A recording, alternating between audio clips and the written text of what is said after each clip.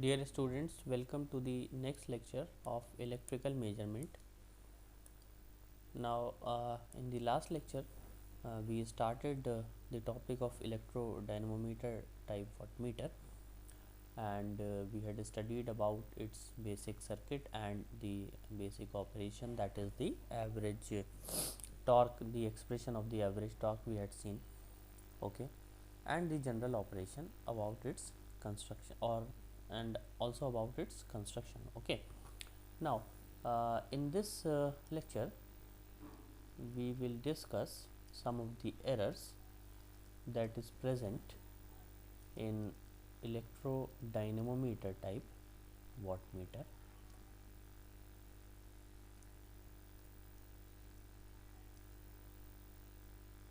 Okay. So let me just first of all draw the circuit of this type of wattmeter again. So this was the circuit which we had drawn in the last class as well. Okay. So this is the circuit of wattmeter. Supply will be given here. Okay. This will be the current coil. This will be the pressure coil. Okay, and this is a resistance which is connected in series with this pressure coil, and this is the load. Okay.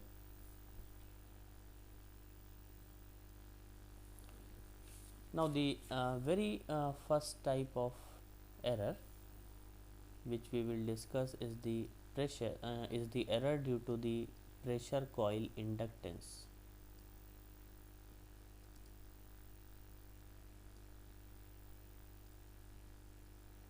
Okay. So if you recall, in the last class we discussed that the pressure coil circuit is actually highly resistive. Okay. So, or we consider it to be an ideally resistive circuit, but and so the current in the pressure coil should be in phase with the applied voltage. Okay. But if the pressure coil of the wattmeter, let's suppose, has some inductance in it, then the current in it will lag the voltage by some angle, by some fixed angle. Okay. So before just starting, uh, let me just write down uh, some of the variables which we will use. Okay. So let's suppose that this Rp is the resistance of the pressure coil. Okay. This L is the inductance of pressure coil. This capital R is the resistance which is connected in series, that is this R. So this is resistance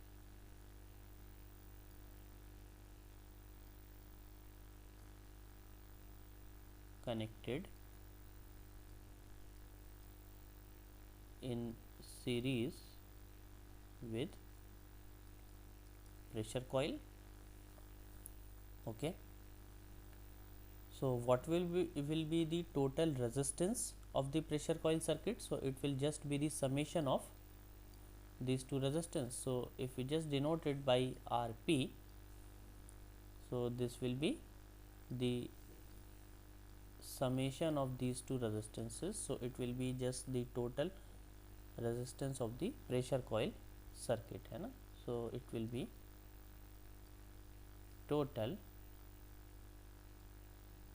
resistance of pressure coil circuit. Similarly, this whatever voltage we apply, we just consider it to be V. Okay. The current in the current coil circuit can be assumed to be I, or the current in the pressure coil can be supposed to be IP. Okay. So Now let's suppose, as I discussed earlier, that if the pressure coil of the wattmeter has some inductance, then obviously the current in it will lag the voltage by a fixed angle. Let us suppose this angle to be represented by beta. So what will be beta? It will be simply tan inverse omega L by Rp. Okay, or it can also be written in this form, that is tan inverse omega L Rp plus R, where this Rp is actually the summation of this small rp plus r. Okay, so let us try to draw the phasor diagram as well. So this will be the wattmeter phasor diagram for lagging power factor case. Okay,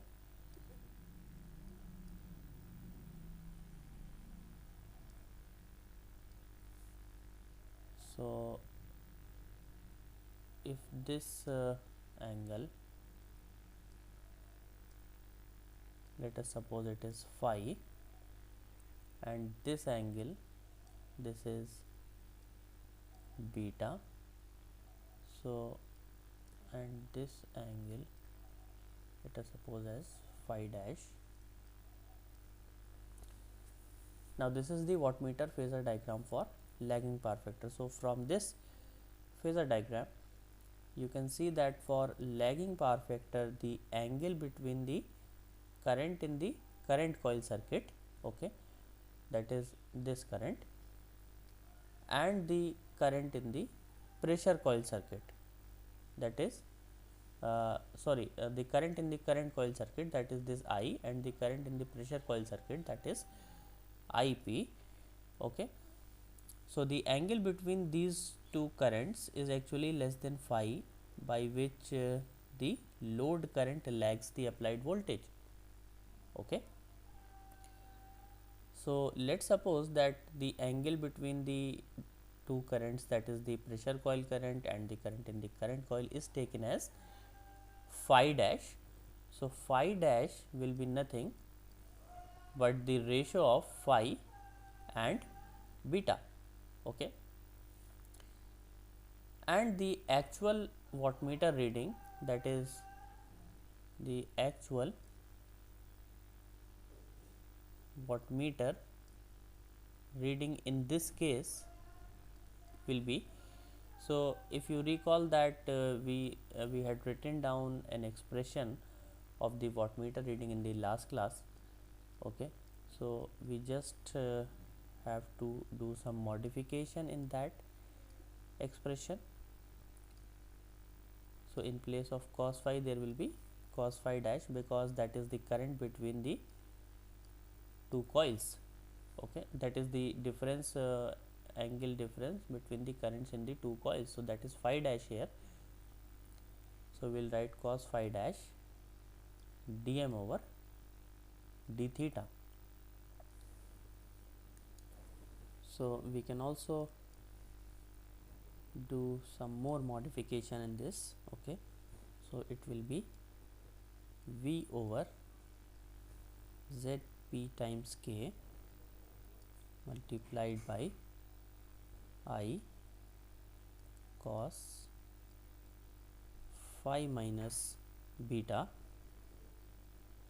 dm over d theta. Okay, where this zp, let me just write it down here, this zp is the impedance of the pressure coil circuit, and it can be written as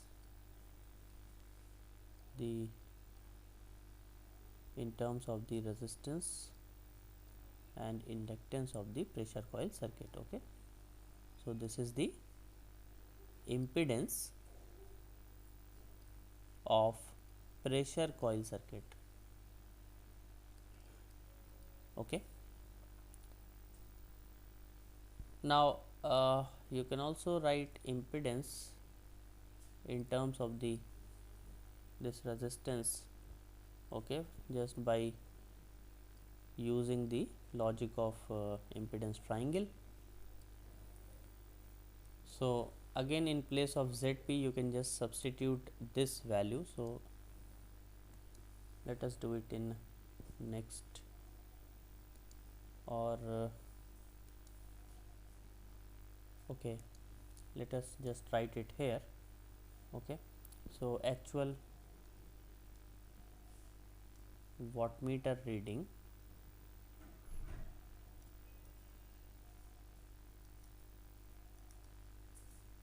what it will be? It will be Vi cos phi minus beta divided by k times Rp over cos beta and multiplied by dm over d theta. So it will be Vi over k times Rp cos beta cos of phi minus beta dm over d theta. Okay, so if there will be no inductance, then in that case this impedance will be equal to the resistance and beta will be 0, and therefore the wattmeter will read true power under these conditions. So if we write the expression for true power as well, so we just have to eliminate this beta. So this true power will be nothing but Ip times I over k cos phi dm over d theta, which is equal to Vi cos phi k times Rp dm over d theta. Okay, so this is the expression for the true power, which will come in the absence of inductance. So if there will be no inductance, then obviously beta will be 0 and the impedance, that is Zp, will be simply equal to the Rp. Okay, that is the resistive part only of the pressure coil circuit. Okay, so now let us just take the ratio of this true power and the actual wattmeter reading. Okay, so let us just take the ratio of true power over actual wattmeter reading.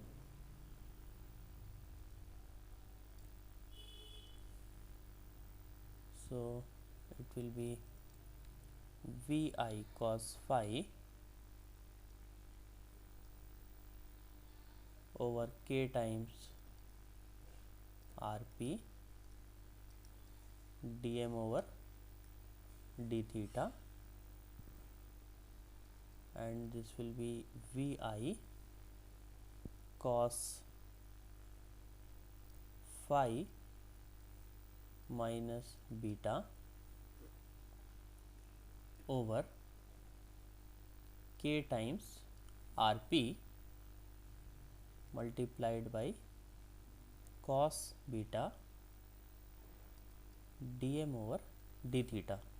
So if you will simplify it, you will get cos beta, or I am sorry, cos phi it will be. So it will be cos phi over cos beta multiplied by cos phi minus beta.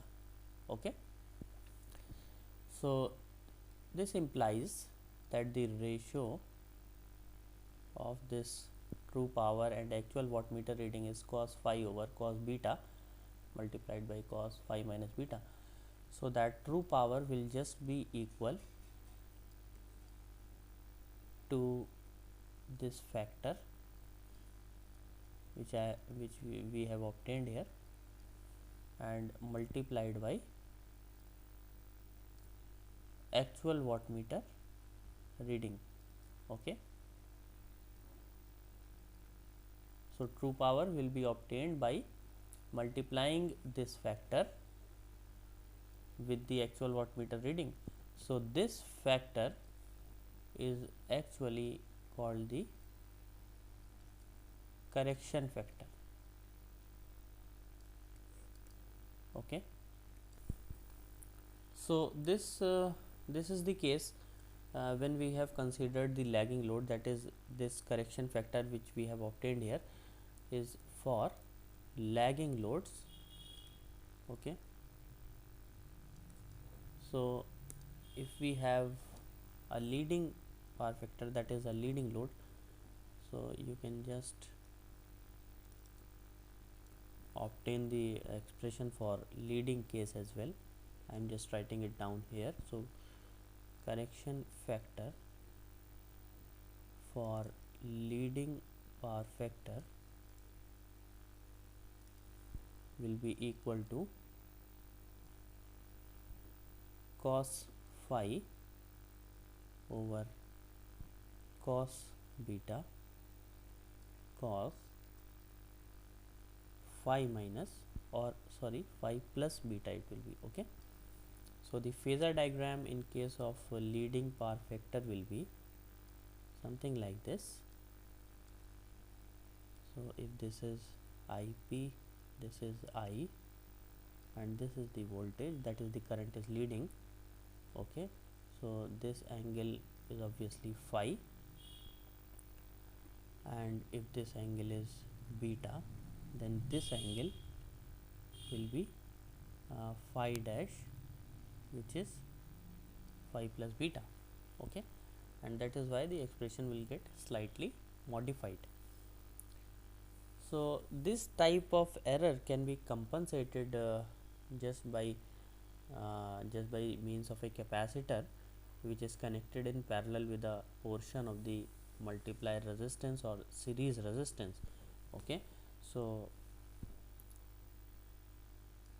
if this is the pressure coil circuit and this is a portion of the resistance, so just we connect a capacitor across this. This is the inductance and this is the resistance and this is the capacitance.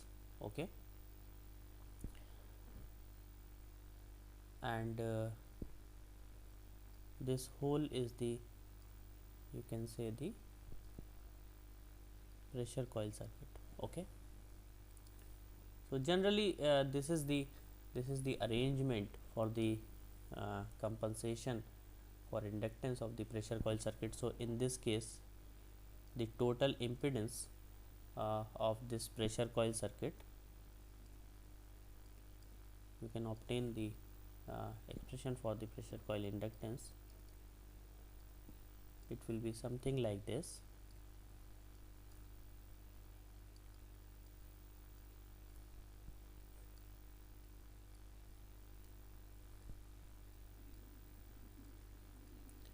Okay,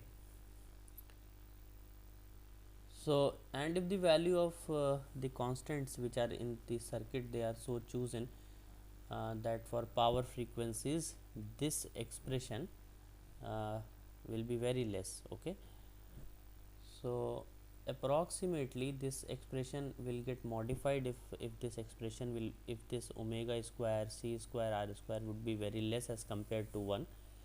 Okay, so this expression will get modified and something like this, this rp minus r plus j omega l plus r minus j omega c r square, and that is Rp plus j omega L minus Cr square. Okay, so if we make this L equal to Cr square, then in this case the impedance will be equal to the resistance of the pressure coil circuit, that is Rp, and beta will be 0. Okay, so this is how the problems related to the pressure coil inductance can be eliminated.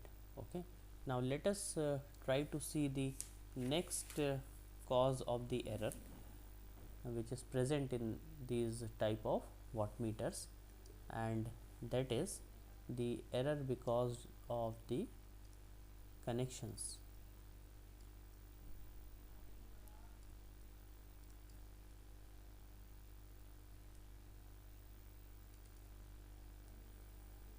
So for this, let us draw the circuit.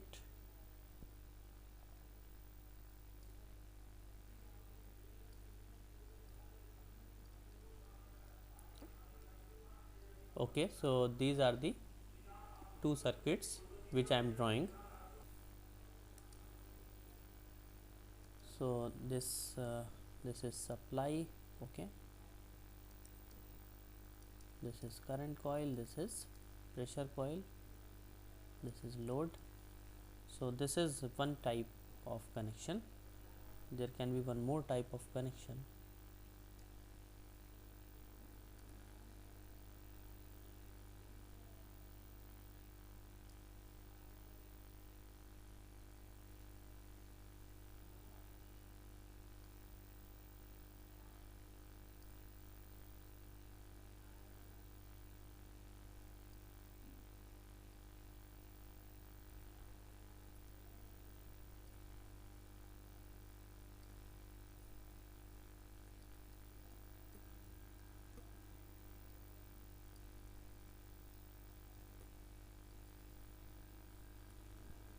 So this is again current coil, this is pressure coil, this is load.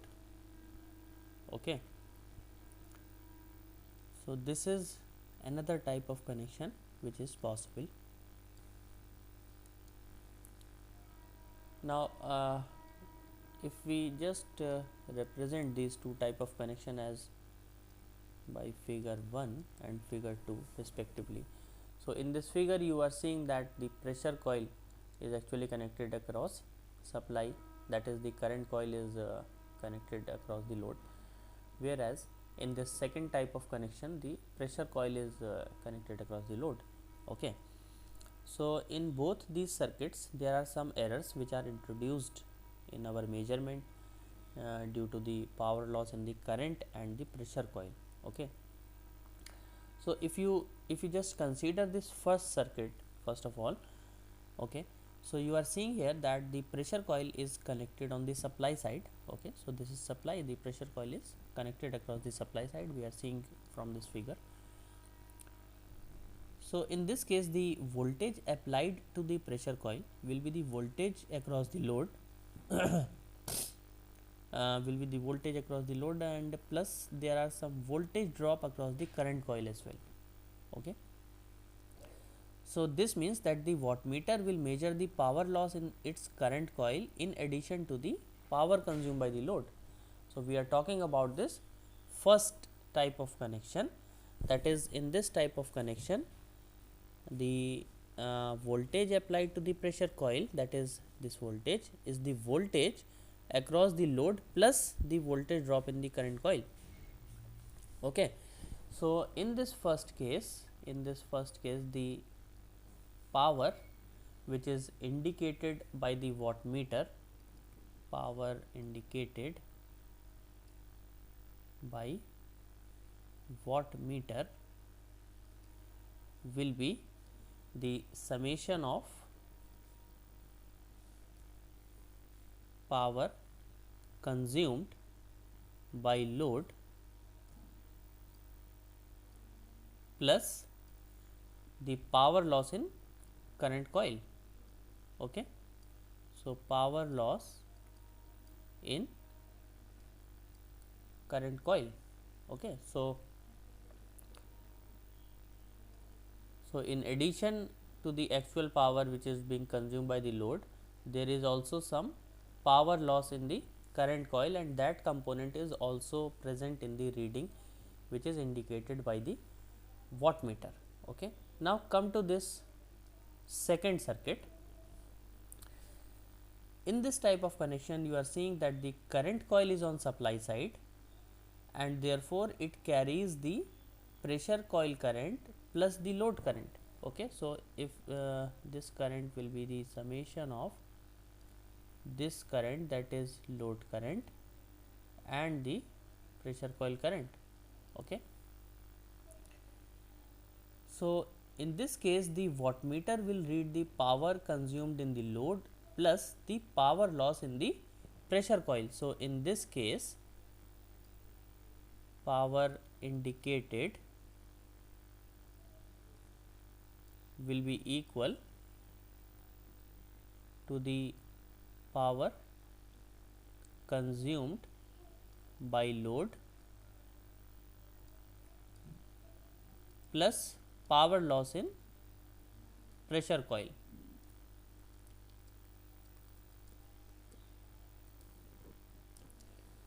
So, in both type of connection, there is some power loss which is occurring. In the first case, it is occurring in the current coil, whereas in the second case, it is occurring in the pressure coil. Now, if the load current is small, the voltage drop in the current coil will be small, so that the first connection will introduce a very small error. Okay. So, just consider whatever I have explained, that if the load current is small, that is this current which we are seeing here, this current. Okay. So, if this value of I, that is load current, will be small, then this power loss which is occurring in the current coil will be small, because it will be I square R. So, obviously, if the current will be less, then I square losses will be very less. Okay. So, this type of connection, that is the power loss which is occurring in the current coil, will be very less, and that means there will be less error in this type of connection for small values of load current. On the other hand, if the load current is large, then the value of pressure coil current will be small as compared with the load current. So, if you see in this second circuit, that is, if the value of the load current is large, that is this current, if it is large, then that means the current in the pressure coil circuit will be low as compared to the load current, and hence the power loss in the pressure coil will be small as compared with the load power. So, what we just conclude from here is that in case the load current values are small, that is, we have to measure smaller values of load current, then this first connection is preferable. Okay. And if the values of the load current is large, then this second connection is preferable. Okay. So, you can just add one more point here, that it is preferable for small values of load current, this first circuit, whereas this second circuit is for large values of load current.